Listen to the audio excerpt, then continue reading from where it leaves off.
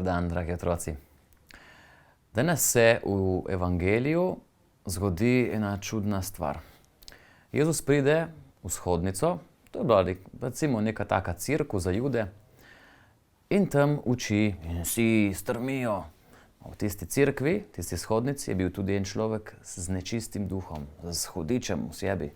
In začne kričati in govoriti, koliko je vse slabo in grdo in da ga bo uničil.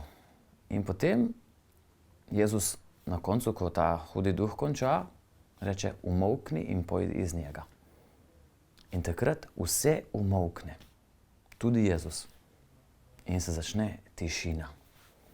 In v tisti tišini začnejo ljudje razmišljati, kdo ima prav, hudi duh ali Jezus. In v tisti tišini ljudje zaslišijo v sebi glas, ki pravi, da ima Jezus prav. Glas naše vesti, ki nam zmeraj se oglasi takrat, kadar imamo zadosti časa za tišino. Kadar imamo čas, da se umaknemo, da se umirimo in pomislimo in se odločimo pravilno.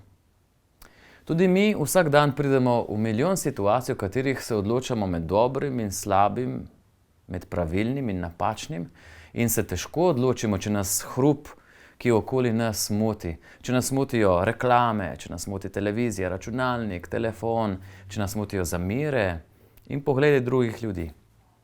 Kaj je prav in kaj je narobe? Vse se sliši tukaj. In tam slišimo glasove samo takrat, kadar smo res tiho in kadar je tiho vse okoli nas.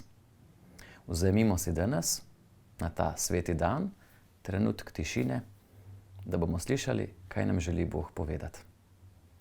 Dobro ušesa in lepo nedeljo.